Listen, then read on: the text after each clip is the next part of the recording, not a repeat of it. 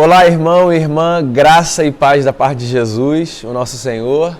Espero que vocês estejam bem, família de vocês também. E desejo que esse nosso encontro aqui seja especial, que Deus fale com a gente. A gente está no segundo encontro de 2, ou seja, esse é o último dessa jornada, da segunda carta de João. Então eu quero convidar você para ler comigo. Essa carta aqui é pequenininha, não tem nem divisão de capítulos. Eu leio do verso 7 ao verso 13. E o texto diz assim: De fato, muitos enganadores têm saído pelo mundo, os quais não confessam que Jesus Cristo veio em corpo.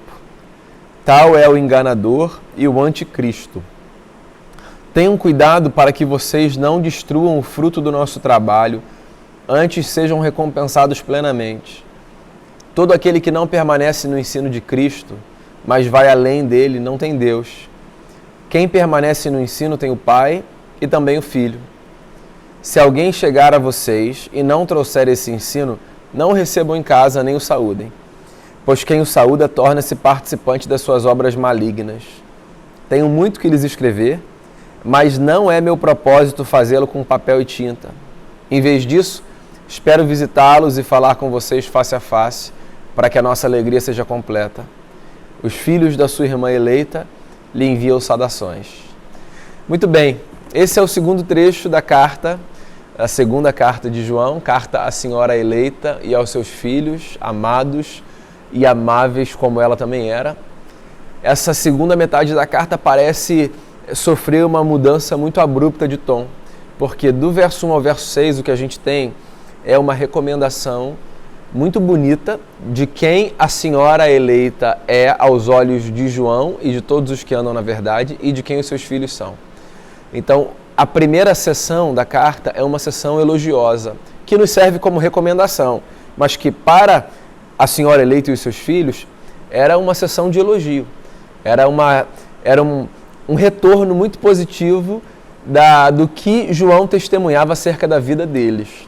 E aí agora, do verso 7 ao verso 13, a gente tem uma mudança de tom, porque agora você tem um recado para essa senhora, não acerca da vida dela e dos seus filhos amados, mas acerca dos perigos que rondam a senhora e os seus filhos e toda a comunidade cristã.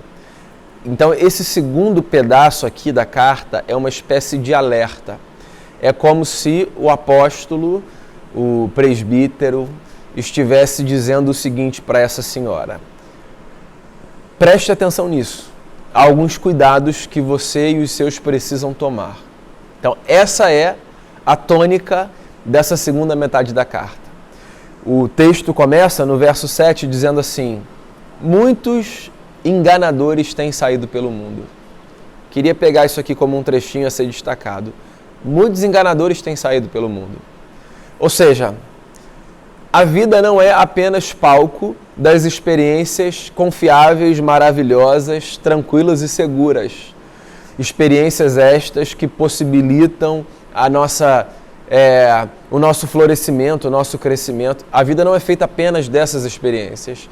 A vida também é feita de experiências que são representadas por tentativas de engodo, de destruição, de manipulação, de processos que visam destruir a gente, tirar a gente do caminho, fazer a gente se perder no nosso propósito, no nosso compromisso. Isso tudo está de trás da expressão enganadores, certo? O apóstolo está dizendo assim, cuidado, preste atenção. Tem muita gente enganando por aí. E aí, por que essa fala é importante? Porque o enganador, pelo menos o bom enganador, ele não chega num determinado lugar dizendo prazer, enganador. Ele chega num determinado lugar dando aos outros a plena segurança de que ele é tudo menos um enganador. Então, o enganador se faz parecer um daqueles, um igual, um similar, um que está no mesmo projeto, um que tem o mesmo propósito. Ele não chega dando as suas credenciais verdadeiras. Ele chega apresentando o seu passaporte falso, a sua identidade fabricada. Razão pela qual a nossa relação com a possibilidade do engano precisa ser uma relação de atenção, de maturidade e de suspeição sempre que a gente estiver num ambiente com a possibilidade dessa experiência. E aí, no caso aqui da comunidade joanina, no primeiro século, no final do primeiro século, que é a datação desse documento, o que acontecia? Porque eu acho que isso é importante para a gente entender a orientação do apóstolo aqui. Acontecia que, a igreja era essa reunião de muitos cristãos que se encontravam nas casas, nos lugares mais informais, né, e não nos templos, nos prédios. A igreja não tinha prédios, templos. A igreja, ela estava nas casas, e ela estava nas casas a portas fechadas. Por quê? Porque o primeiro século foi um período de muita perseguição, de intensa perseguição, de morte, de destruição mesmo, sabe, dos cristãos, das suas famílias, dos seus bens, das suas casas, dos seus negócios. Então, a presença dos enganadores, ela não representava apenas uma ameaça intelectual, do tipo, vão ensinar um negócio novo para a gente. Ela representava também risco de ameaça física, risco à integridade das pessoas que faziam parte da comunidade. Então, há recomendações aqui que são muito próprias da preocupação que aquelas pessoas precisavam ter em face dos riscos que elas experimentavam. Então, o apóstolo tenta aqui dar algumas orientações sobre quem eram esses, naquele tempo, que eram enganadores, ainda que não parecessem aos olhos de muitos. E ele diz uma coisa aqui inicial que eu acho que é muito importante. Ele diz assim, eles não confessam que Jesus veio em corpo. Então, os enganadores, lá no contexto joanino, eles negavam a historicidade do Cristo.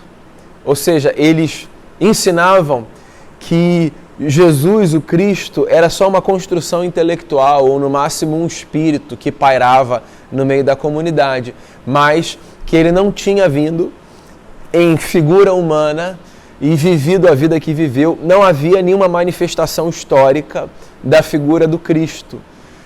E isso era um problema para a comunidade joanina, isso nos é um problema. Por quê? Porque quer para a comunidade joanina, quer para nós, Igreja de Jesus, ao longo de 2000 anos, a historicidade de Jesus, o Cristo, é um elemento fundamental da nossa fé.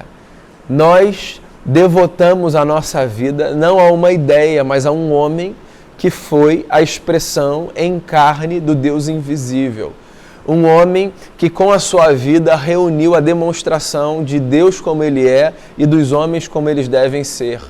Um homem que na expressão manifesta de um Deus que se doa por amor, assume o nosso lugar no madeiro. De um homem que com a sua vida e com os seus ensinos manifestou a dramatização belíssima dos princípios eternos de Deus, que antes eram compreendidos com a mente, mas que num momento na história puderam ser vistos, praticados na carne de uma pessoa que fez o caminho mais subversivo e mais improvável que a qualquer humano nos é possível fazer do ponto de vista teórico, mas que ninguém consegue, que é o caminho de se doar, de amar, de resistir, de perdoar, de acolher. Homem, Jesus Cristo, homem. Nós cremos em Jesus 100% homem, 100% Deus, expressão exata do ser divino e expressão exata da humanidade, como a humanidade foi feita para viver. Nós cremos em Jesus, a quem o apóstolo Paulo chama de o segundo Adão. Nós cremos nisso. Essa é a antropologia cristã básica. Nós cremos que em Jesus nós temos o homem perfeito e o mistério desse encontro da natureza humana e da natureza divina na figura de alguém que pisou aqui essa terra. Então a negação dessa verdade, ela representava um abalo numa pedra angular da convicção cristã e também da nossa convicção, não apenas do primeiro século, mas da nossa. Então, João está identificando um problema e está dizendo assim, essas pessoas que estão vindo com esse discurso, essas pessoas têm como propósito enganar vocês. Porque quando a gente mina um elemento fundamental, a gente desestabiliza a sustentação de tantos outros elementos, certo? Há coisas que são periféricas, há coisas que são que são discutíveis, há coisas que são negociáveis dentro de uma experiência de fé. Há outras que são basilares, inegociáveis, indiscutíveis, fundamentais. A história da igreja mostra isso, os nossos documentos apontam para esse fato. Por exemplo, se você se deparar com o credo apostólico, com o credo niceno-constantinopolitano, você vai encontrar nesses documentos sínteses da nossa fé. São coisas nas quais os cristãos creem. Há outras coisas que são periféricas, que são notas de rodapé, usando aqui a expressão que aparece na carta aos Efésios, na tradução A Mensagem, notas de rodapé. Há coisas que são notas de rodapé, há coisas que são o corpo do texto no que há de mais importante. E a gente precisa saber discernir essas coisas. Então, os enganadores não confessavam que Cristo tinha vindo em corpo. E esses enganadores, diz aqui o apóstolo, eles são o anticristo.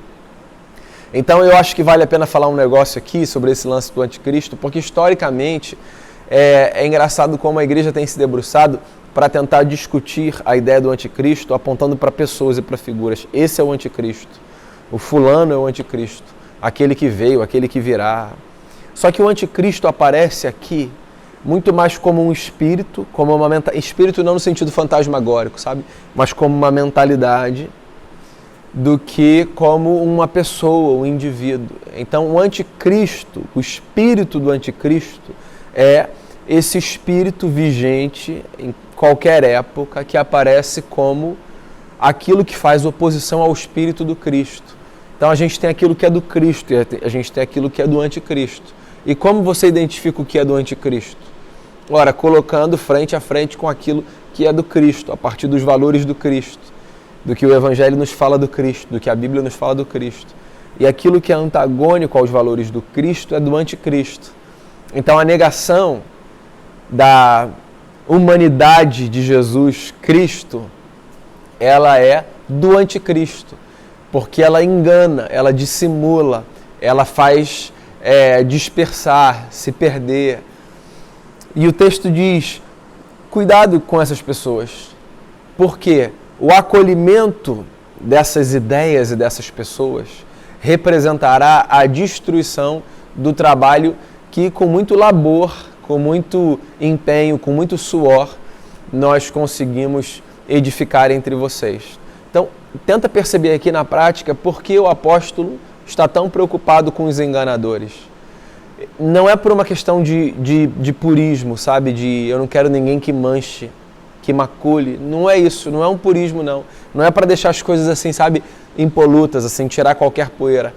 Não, é porque ele reconhece que a abertura de espaço para enganação é uma forma de destruição de um trabalho árduo no caminho da verdade. Percebe aqui a ligação com andem na verdade, não abandonem a verdade. Por quê? Aquela ênfase da primeira sessão, ela é uma preparação para o desafio aqui da segunda sessão, que é vocês são da verdade, vocês andam na verdade. O caminho de vocês é o caminho do mandamento de Jesus. Então não se permitam seduzir pelos enganadores. Por quê? Porque os enganadores, eles minam o que foi feito. Os enganadores destroem o trabalho que foi feito. E aí, se você destrói o trabalho que foi feito, você deixa de estar onde você estava, você deixa de permanecer no ensino de Cristo, você vai além dele e você se compromete com o ensino que não tem nada a ver com o que Jesus nos trouxe. Então, qual é o nosso compromisso nessa vida, enquanto igreja, enquanto cristãos?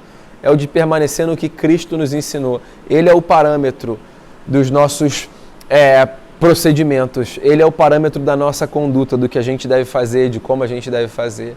Cristo é a baliza que deve nortear a nossa jornada e que deve conduzir, então, os nossos passos na nossa caminhada. Não permita que enganadores e enganações ganhem espaço no seu coração. Por quê? Porque isso minará o trabalho do Evangelho na sua vida. Aí ele dá um conselho radical. Se alguém chegar a vocês e não trouxer o ensino de Jesus, não recebam em casa, nem saúdem essa pessoa, para você não se tornar participante das suas obras malignas. Aí vale uma retomada do que disse ainda há pouco. Para você entender esse conselho, você precisa entender o contexto da igreja no final do primeiro século. Por quê? A alguns isso pode dar a sensação de que você deve cortar todas as relações com quem não pensa como você. Aí chega uma pessoa de outra religião, uma pessoa que tem uma outra visão de mundo, você diz assim, opa, preciso me fechar aqui para me proteger. O João não está aqui encorajando uma espécie de sectarismo. O que ele está fazendo é lembrando a mim e a você que a comunidade da fé precisa ser uma comunidade que protege a sua forma de enxergar o mundo, não abrindo espaço para que aquilo que é antagônico ao Espírito do Cristo seja acomodado facilmente e tranquilamente.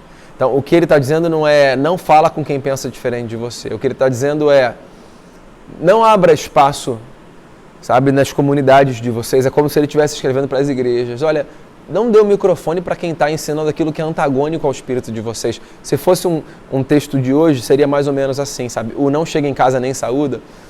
Deixe claro que isso que é antagônico ao espírito do Cristo, assim, não tem guarida no seu coração. O que é antagônico ao Espírito do Cristo não deve ter guarida no nosso coração, mesmo que dito em nome de Cristo.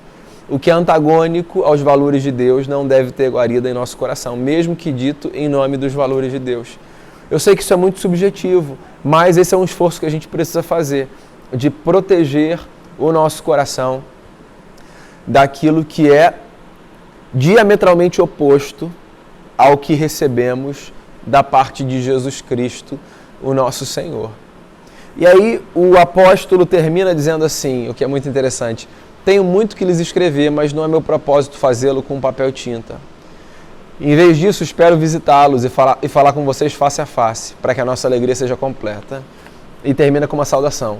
Os filhos da sua irmã eleita lhe enviam saudações. Tenho muito que escrever, eu tenho muita coisa para dizer. Paulo, aqui o vício.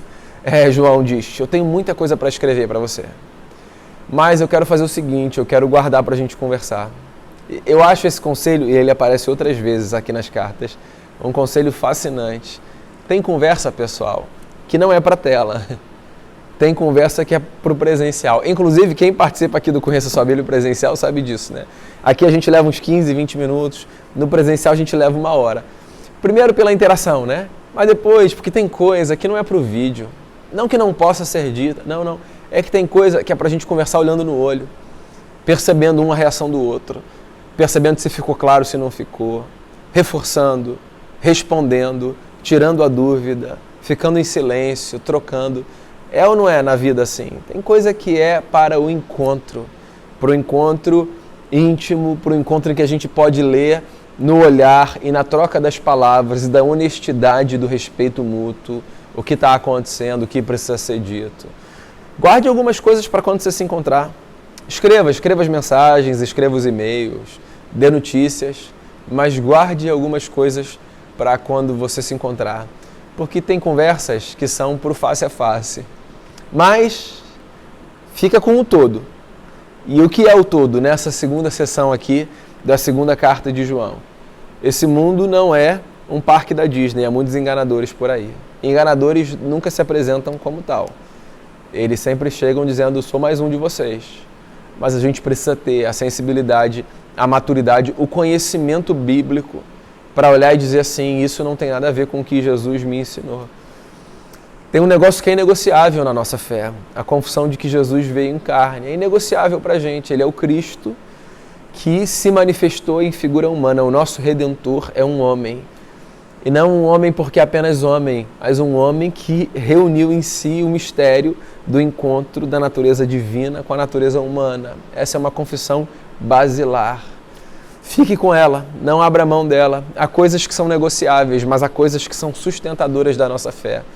Quando você mina o que é sustentador da fé, você destrói um belíssimo trabalho que Deus está fazendo na sua vida.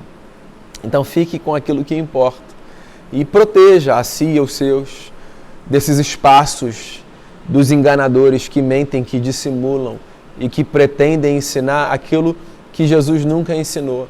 Não é um repúdio ao novo, veja bem, é um repúdio ao que é antagônico ao espírito do Evangelho. Não é que não deve haver espaço para outras reflexões, é que deve haver sempre uma espécie de avaliação e de raciocínio crítico que nos fará perceber se aquilo é antagônico ou não ao que Cristo nos ensinou e nos ofereceu. E com isso a gente fala o que tem que falar, por vídeo, por mensagem, não esquecendo que essa é a parte prática que eu mais gosto da carta. Tem coisa que só no face a face. Então guarde as conversas de face a face para quando você se encontrar e adiante as outras que você puder. Mas que a gente nunca deixe de falar, de trocar, de se abençoar, de se exortar, de se edificar mutuamente a partir daquilo que a gente recebe da parte de Deus, que é o amor de Jesus. Eu espero que esse encontro tenha sido abençoado para você e que essa pequena jornada também, na segunda carta de João. E quero convidar você para na próxima semana termos também a continuidade do Conheça a Sua Bíblia, tá bom? Deus abençoe você e a sua casa e a sua família e até o nosso próximo encontro.